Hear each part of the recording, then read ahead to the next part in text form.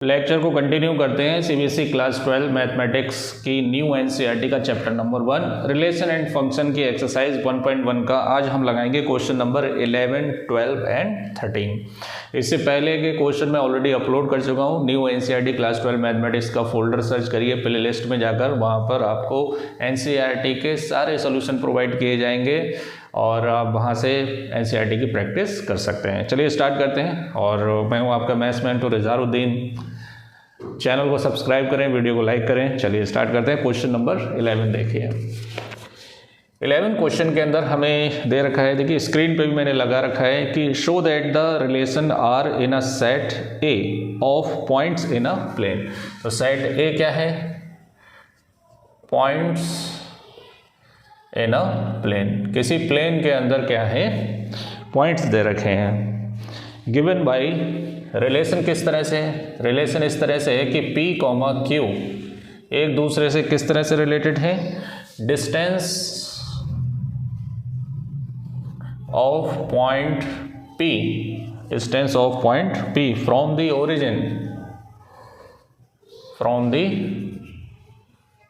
Origin is same as the distance of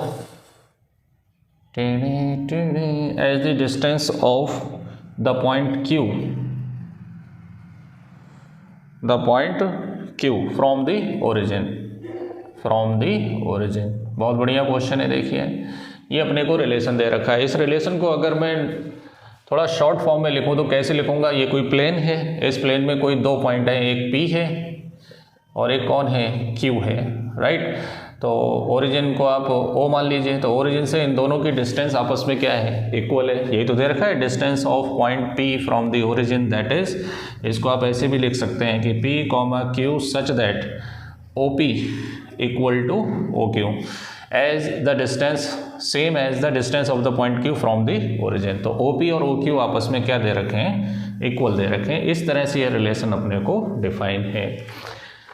simple सा है, बस थोड़ा सा फोकस करिए, हो जाएगा क्वेश्चन। आपको शो करना है कि ये इक्विवेलेंस रिलेशन है। कैसा रिलेशन है? इक्विवेलेंस। आगे का पार्ट पहले ये सॉल्व करते हैं, उसके बाद बात करते हैं। इक्विवेलेंस के लिए सबसे पहले आप क्या प्रूफ करेंगे? रिफ्लेक्सिव। क्लियर? अब रिफ्लेक्सिव में कंडीशन क्या होती है कि जितने भी इसमें पॉइंट्स दे रखे हैं उन सबके क्या होना चाहिए? डबलेट होना चाहिए।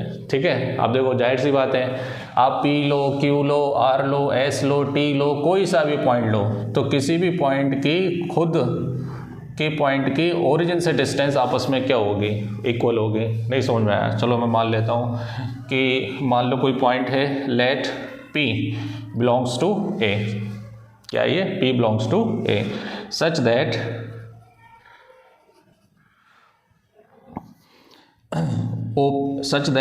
P, P implies that OP equal to OP।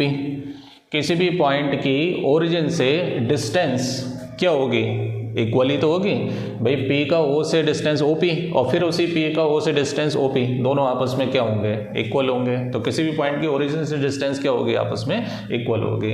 Clear? So therefore क्या लिखेंगे? P, P belongs to R for all the values of P belongs to A। तो P is any point in the plane which is belongs to कौन सा set? A।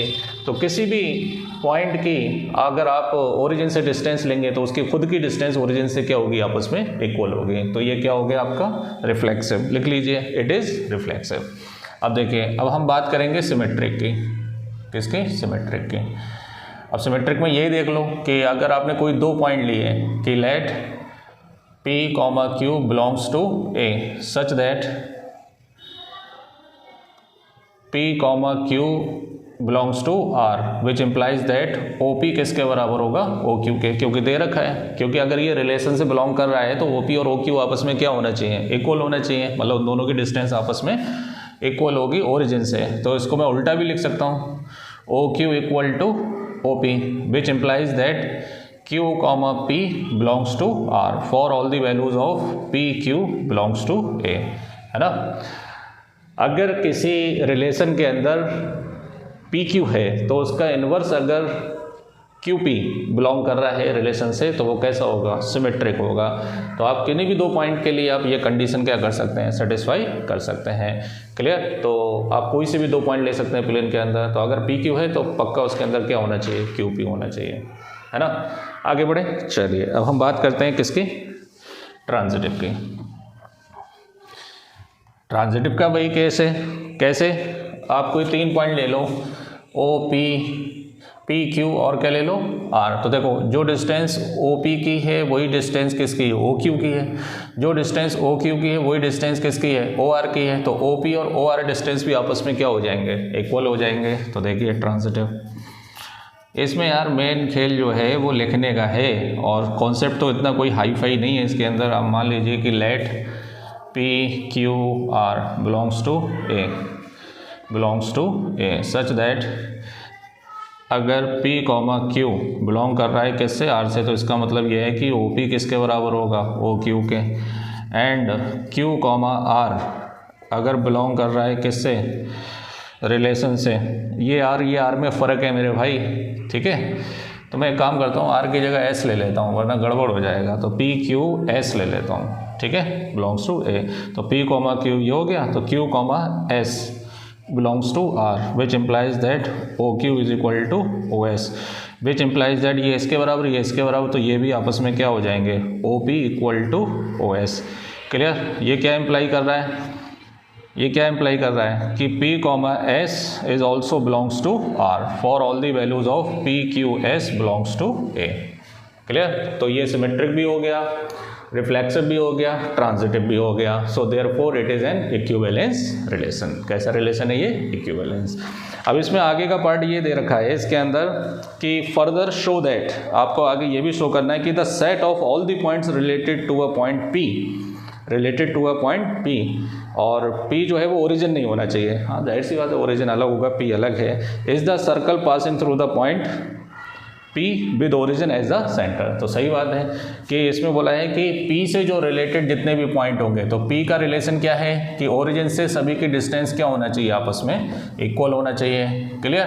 तो origin के चारों तरफ अगर आप इस तरह पॉइंट लें कि उनकी डिस्टेंस वही होना चाहिए जो डिस्टेंस P की है ओरिजिन से, तो तुम्हारे पास ऐसा कलेक्शन मिल जाएगा पॉइंट्स का जिसकी ओरिजिन से डिस्टेंस क्या होगी, सेम होगी। तो इससे बनने वाला जो लोकस होगा वो क्या बनाएगा, एक सर्कल बनाएगा। तो हम कह सकते हैं, ठीक है, तो मैं लिख देता हूँ, कह सकते हैं, या तो आप लिख लीजिए या मैं लिख देता हूँ। देखिए यहाँ पर देखिए क्वेश्चन पढ़ा आपने कि show that the set of all the point related to a point P is the circle passing through the point P and the origin as the centre. तो क्या लिखेंगे, as the set of all the points which are related to the point P as the distance of all points is same from the origin, such points locus form a circle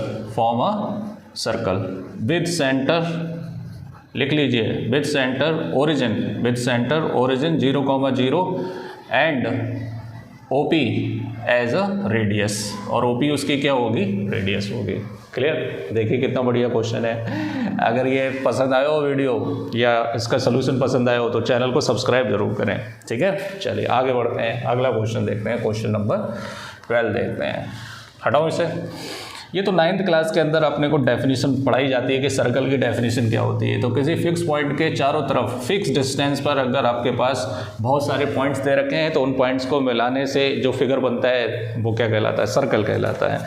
question number 12 देखें। Question number 12 में show that the relation are defined in the set A of all triangles. तो आपके पास जो set ए दे रखा है वो क्या है, सेट ऑफ ऑल ट्राइंगल्स। अब ऑल ट्राइंगल्स में सभी टाइप के ट्राइंगल्स आएंगे, चाहे वो स्केलिन हो, चाहे इक्विलैटरल हो, चाहे आइसोसेलेस हो, सारे टाइप के आएंगे, एक्यूट एंगल ट्राइंगल हो या कोई सा भी ट्राइंगल हो। और रिलेशन इस तरह दे रखा है R is equal to T1 related to T2 such that T1 is congruent to T2। Similar है या कॉन्ग्रुएंट? सिमिलर है। क्या है ये? सिमिलर। इस तरह से दे रखा है, दोनों लैंग्वेज में दे रखा है, मैंने सिंबॉलिक फॉर्म में लिख दिया है। T1 is similar to T2। आपको शो करना है कि ये इक्विवेलेंस रिलेशन है। कैसा रिलेशन है? इक्विवेलेंस। तो दो पार्ट है इसमें, पहले आधा पार्ट इसको सॉल्व करते हैं। इक्विवेलेंस के लिए सबसे पहले क्या लेंगे हम? रिफ्लेक्सिव लेंगे, है ना। तो रिफ्लेक्सिव में क्या होना चाहिए? डबलेट होना चाहिए। आप कोई सा भी ट्राइंगल उठाएंगे इसमें से तो वो ट्राइंगल खुद के क्या होगा? सिमिलर ही होगा। भाई मैं खुद के क्या हूँ? सिमिलर हूँ नहीं है, तो कोई भी पेयर आप उठाएंगे तो वो एक दूसरे के क्या होंगे? सिमिलर होंगे। तो मान लेंगे कि let T belongs to A such that T, T implies that T similar to T। चाहे आप लैंग्वेज में लिख दें, चाहे ऐसे लिख दें कि every triangle is similar to itself, और करके लिख दें implies that every triangle is similar to itself, है ना। हर ट्राइंगल खुद के क्या होता है? सिमिलर होता है। So therefore T, T belongs to R for all the values of T belongs to A। Clear? So therefore it is reflexive. कैसा होगा ये? रिफ्लेक्सिव होगा। चलिए अब हम बात करते हैं किसके? सिमेट्रिक के। सिमेट्रिक के अंदर अगर कोई पेयर एग्जिस्ट करता है रिलेशन में, है ना, तो उसका इन्वर्स होना चाहिए। तो जाहिर सी बात है अगर आप कोई सेट उठाएंगे रिलेशन में से तो वो ये कंडीशन होगी कि T1 सिमिलर होगा किसके? T2 के। तो अगर ये इसके सिमिलर है तो ये कॉम्यूटेटिव होता है, तो T2 भी इसके क्या होगा? सिमिलर होगा। भाई मेरे सिमिलर कोई दूसरा है तो उसके सिमिलर में होगा नहीं होगा? बिल्कुल जाहिर सी बात है। तो यहाँ पे हम लिख लेंगे कि let T1, T2 belongs to A if T1, T2 belongs to R which implies that T1 similar to T2 implies that T2 similar to T1। आप उल्टा भी लिख सकते हैं।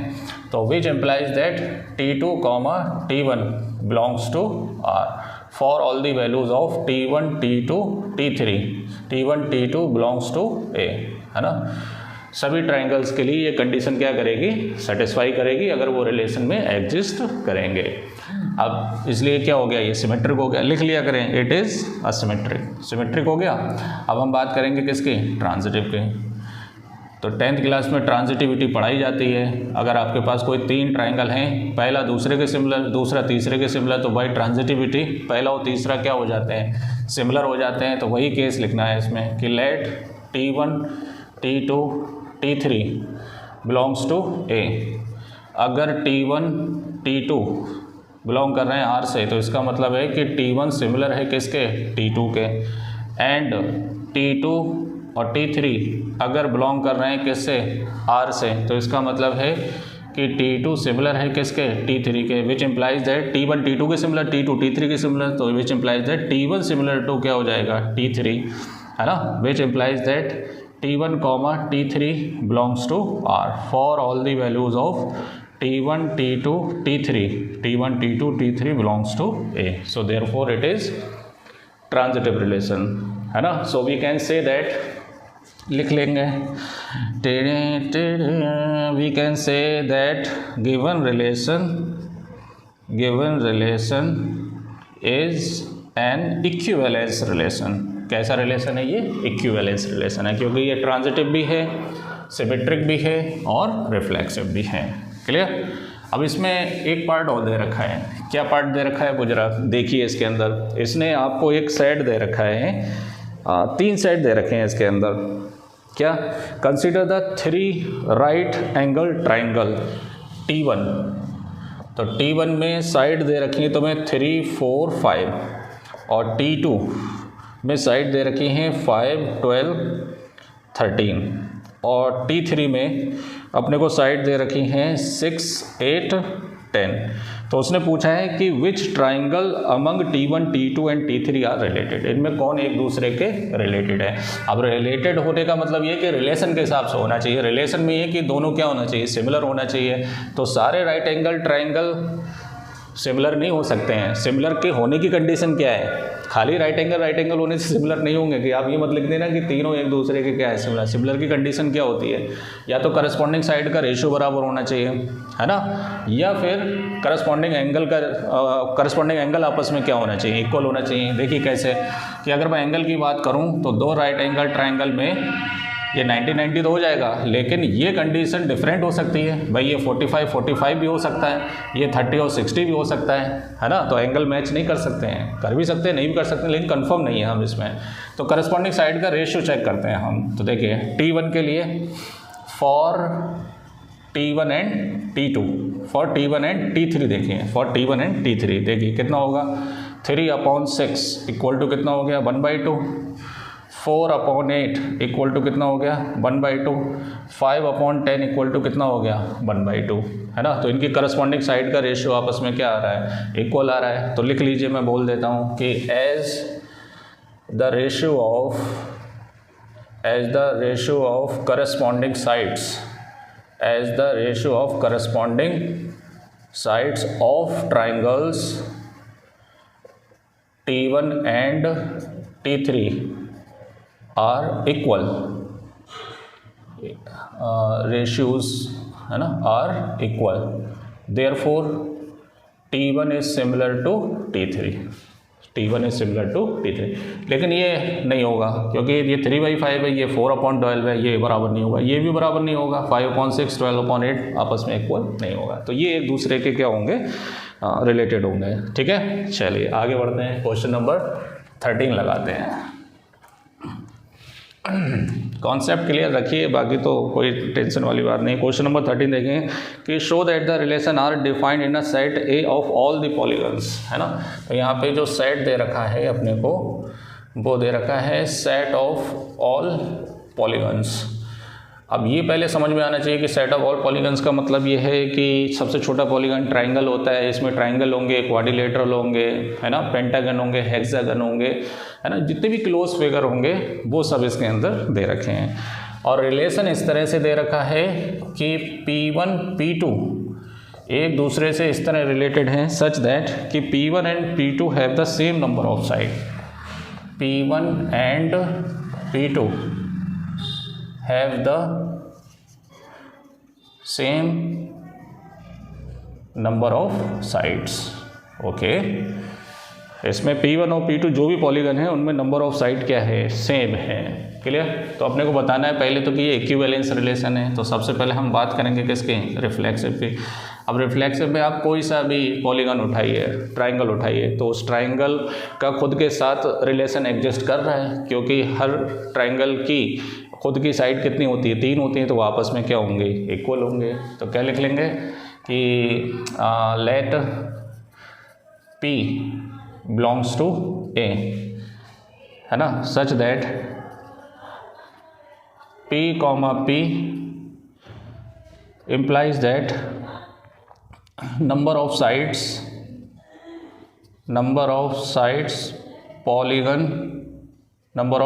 of polygon P are equal to itself,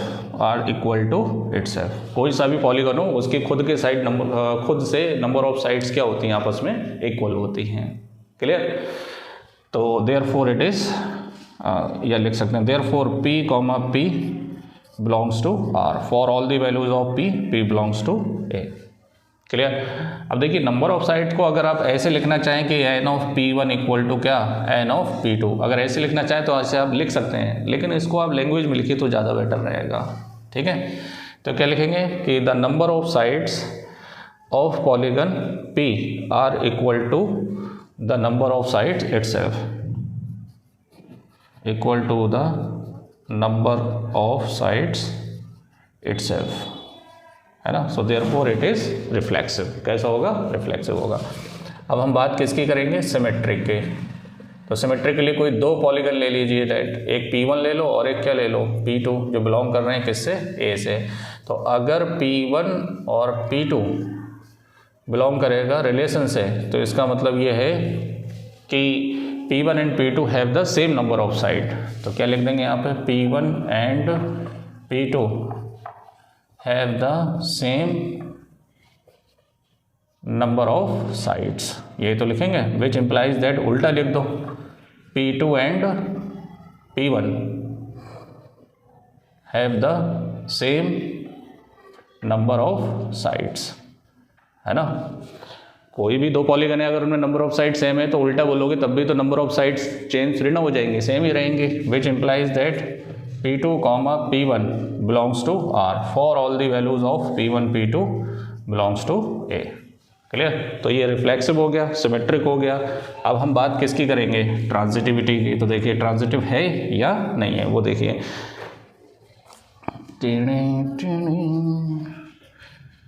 तो logic तो clear है कि अगर एक पॉलीगन में नंबर ऑफ साइड और दूसरे पॉलीगन में बराबर हैं और दूसरे तीसरे में बराबर हैं, तो पहले और तीसरे में भी नंबर ऑफ साइड आपस में क्या हो जाएंगे, इक्वल हो जाएंगे।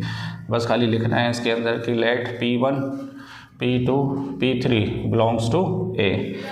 अगर P1, P2 बिलोंग कर रहे हैं किससे, R से, तो इसका मतलब है P1 and P2 have the same number of sides, and P2 belong कर रहा है किससे, P2 एंड P3 बिलोंग कर रहा है किससे, R से। तो इसका मतलब यह है कि P2 and P3 have the same number of sides. इसकी भी नंबर ऑफ साइड क्या होंगी, सेम।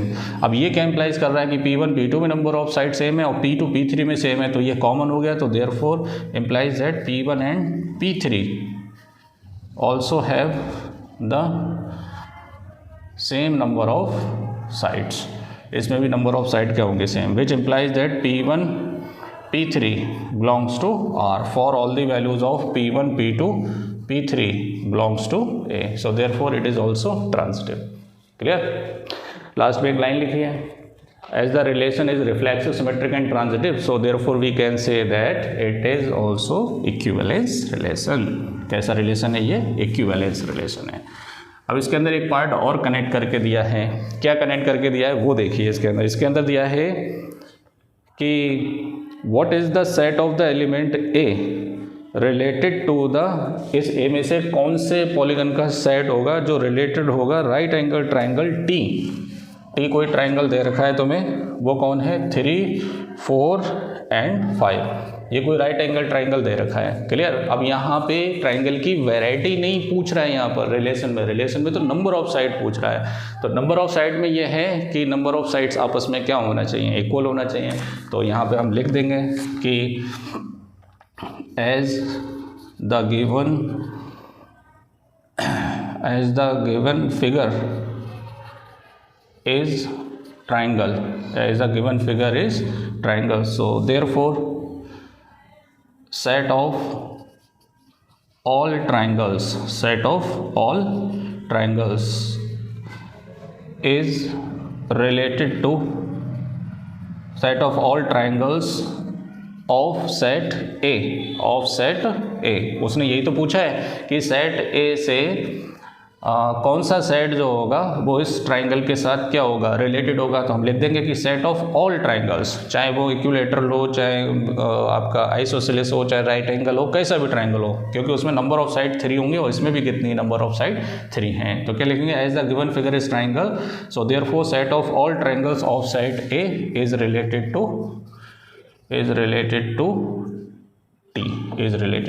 T। क्लियर। तो ये आपका आंसर हो गया, सेट ऑफ ऑल ट्राइंगल्स। तो ये क्वेश्चन आपका कंप्लीट हो गया है। तो अगर वीडियो पसंद आया हो तो चैनल को सब्सक्राइब करें। नेक्स्ट वीडियो के अंदर हम मिलेंगे क्वेश्चन नंबर 14, 15 एंड 16 और एक्सरसाइज आपकी क्या हो जाएगी, कंप्लीट हो जाएगी। थैंक